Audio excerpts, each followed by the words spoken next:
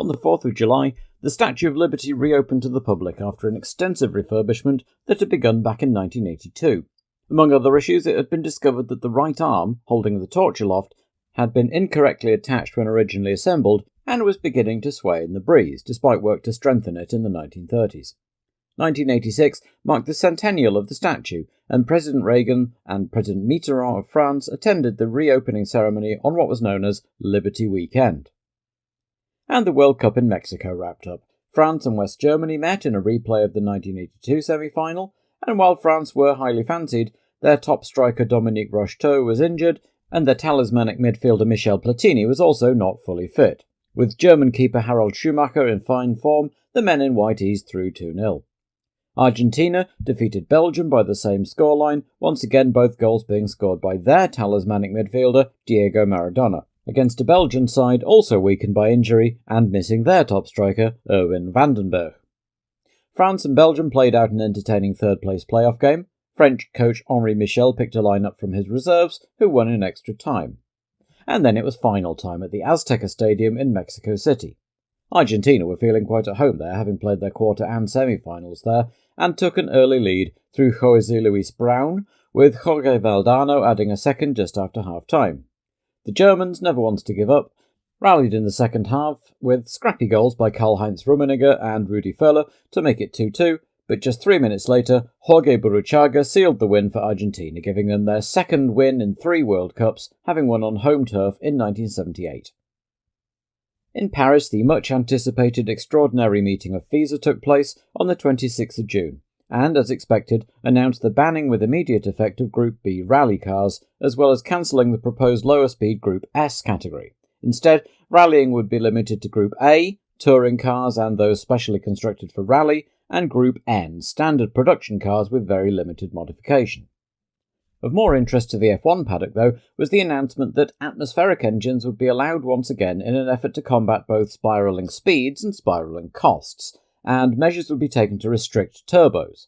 In 1987, 3.5-litre atmospheric cars would be allowed once again, with 1.5-litre turbo engines now restricted to 4 bars of boost. In 1988, this would be reduced further to 2.5 bar. It was hoped that this would naturally cause turbos to fall out of use without the need to institute a ban, but that option was left open. Cars would also be required to run on commercially available pump petrol, and special grenade qualifying engines were banned. In fact, qualifying as it currently existed was to be replaced with a single sprint race on the Saturday afternoon. So, as one might imagine, there was a lot on the collective minds of the F1 community as they rolled up to Paul Ricard for the French Grand Prix. The engine and fuel manufacturers were unhappy that their development plans had been rather torpedoed, BMW were already talking about withdrawing, and the drivers hated the sprint race idea. But there was more immediate concerns too, because for the 5th race in a row, the circuit was one they hadn't had any testing on. Following Elio De Angelis' accident at Paul Ricard earlier in the year, it had been decided to use the shorter club version of the circuit, which excluded the dangerous Verrerie corner and cut the epic Mistral straight from 1.6 kilometres to a mere 1 kilometre. If you have a very dull and uninteresting circuit and you cut it in half, do you end up with a circuit half as dull or twice as dull? Asked one journalist. Patrick Tambay was back in the paddock for his home race with a new race engineer. 28-year-old Briton Adrian Newey had been working in the US for the March organisation in their IndyCar project, both as a designer of the championship-winning March 85C and 86C, and as Michael Andretti's race engineer. It was widely expected that Newey would also help work on the Haas team's 1987 car. The sun blazed down even hotter than usual in the south of France in July, which was great news for the Pirelli users, whose tyres seemed better in the heat, but didn't help the fraught atmosphere in the paddock, especially when a TV firm left a mobile crane on the track in the morning, locked up and with no sign of the driver, leading to the first practice session being delayed while it was moved. Once things finally got underway, it was the usual suspects of Senna, Mansell, Piquet, Arnoux and Prost topping the timing sheets. The stewards fined the organisers $20,000 for the crane incident, and another $15,000 for apparently forgetting to provide any facilities for radio commentators. They would also have to pony up a deposit of another $30,000 as a security before they'd be allowed to host the 1987 event, though it had also been announced that Paul Ricard would have the race for the next 5 years. Then on Saturday, Andrea de Cesaris blew his engine early on, spreading oil everywhere, and everything had to be held up while it was cleaned. Due to a miscommunication, the track was opened again while the marshals were still working, but fortunately there were no incidents, and Saturday qualifying could resume.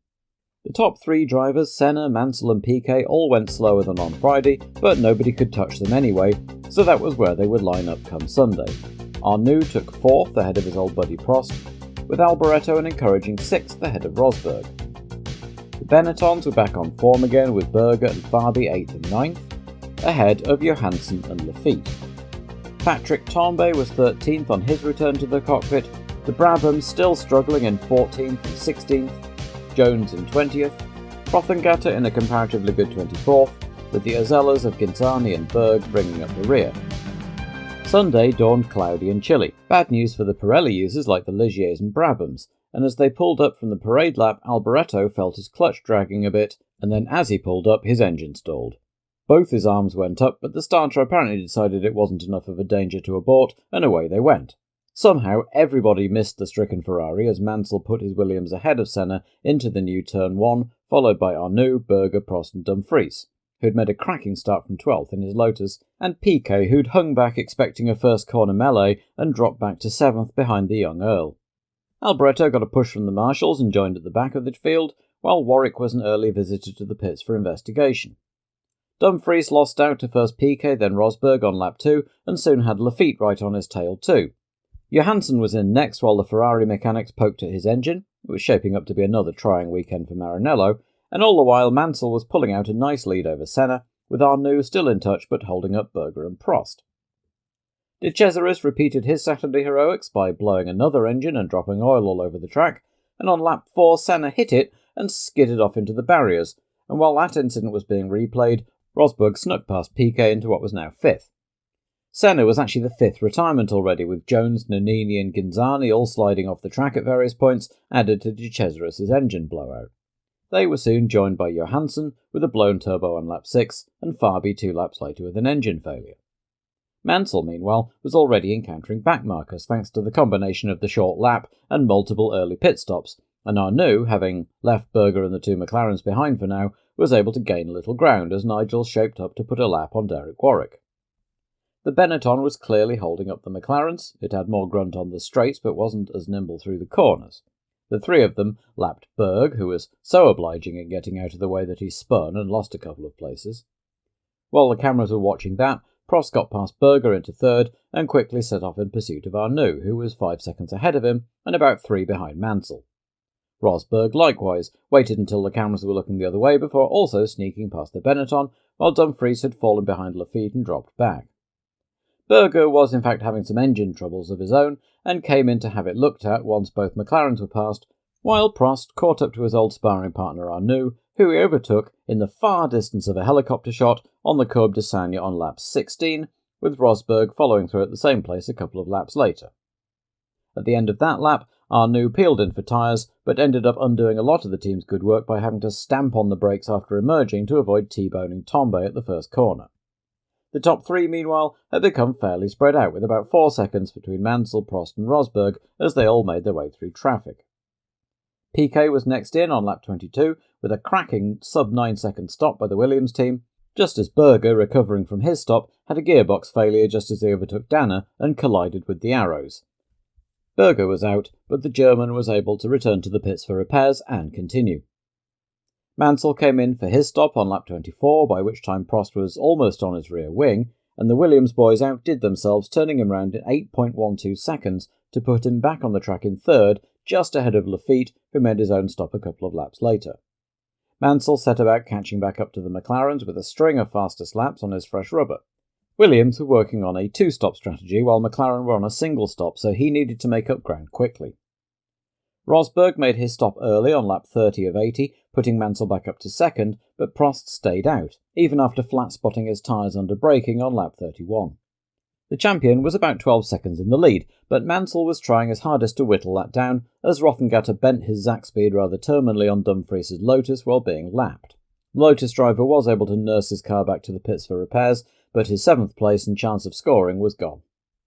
Finally, Prost stopped and Mansell retook the lead, with Prost coming back out onto the track just in front of Alboreto, who soon unlapped himself while the McLaren's tyres were warming up. And Piquet and Rosberg were close behind too. Soon the three were running together, as Prost was held up by Alboreto, with all of them approaching Palmer and Tambay. Prost passed Alboreto as they all made their way past Tambay, with the others working their way past the Ferrari down the start-finish straight. Palmer closed the door on Piquet as he tried to pass, and as they came down the Mistral straight the Brazilian made it through, only for Rosberg to go round both of them and take third. A lap later he nearly wiped a wheel off trying a very late move on Patrese 7th place Brabham, but pulled out just in time. And all the while Mansell lapped serenely away in the lead, some 19 seconds ahead of the McLaren. Prost had backed off as his engine seemed to be a bit thirstier than the pre-race calculations suggested. Plus, he'd hit a stone from Senna's accident and slightly damaged his undertray, not enough to affect performance, but it was vibrating badly and that was giving him worries. Streff had a rather lively fire which seemed to resist any attempt by the marshals to put it out and required a hosing down from a nearby fire engine before it subsided. In the process, the fire engine dumped a load of foam on the track, luckily off the racing line, but a potential hazard if a driver went wide. Rosberg had a moment coming up to lap Dumfries in the same place Prost had earlier, but was able to collect himself and continue. But with Piquet also suffering from electrical gremlins and dropping back, Mansell seemed to be about the only one of the leaders not to have some kind of problem. Nelson made his second stop on lap 44, without losing fourth place, and then it was Mansell's turn again on lap 50, putting Prost back in the lead as Nigel emerged just ahead of Rosberg and 9 seconds behind Alain. There were still 30 laps to go, and Mansell proceeded to take lumps out of Prost's lead, setting a fastest lap 2 seconds quicker than the previous one, and by lap 57 of 80 he was on Prost's gearbox, then eased past on the start-finish straight. Prost stayed with the Williams for a couple of laps as they made their way through traffic, but once on clear track Mansell quickly cleared off into the distance as Dumfries' frustrating race came to an end with a smoking Renault engine. For the next 20 laps, nothing much of great import happened. Patrick Tambay, running 7th, lost his brakes at turn 1 just as he was being lapped by Prost, and Piquet was slowly reeling in Rosberg. At this point, the French commentators appear to have lent on the mute button, so you lovely people get to listen to engine noises for a bit as Nelson gains on Keke.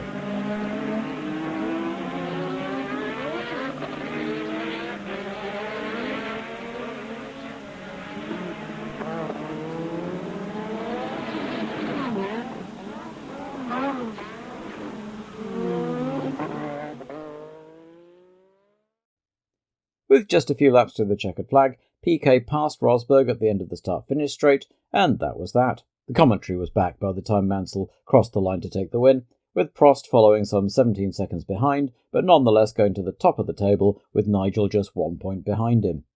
Piquet finished third after a fairly uninspiring race, with Rosberg fourth and the Ligiers 5th and 6th. Perhaps slightly disappointing after Detroit, but a definite improvement on previous years. Patrese and Warwick both finished for Brabham at least, sandwiching Alboreto, with Danner and Boutsen, the latter 12 laps down and unclassified, the last finishers in the 2 arrows.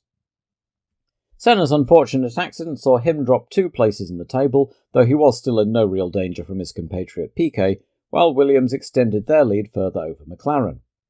The next race would be at Brands Hatch in just 7 days' time, so the teams had plenty of work to do.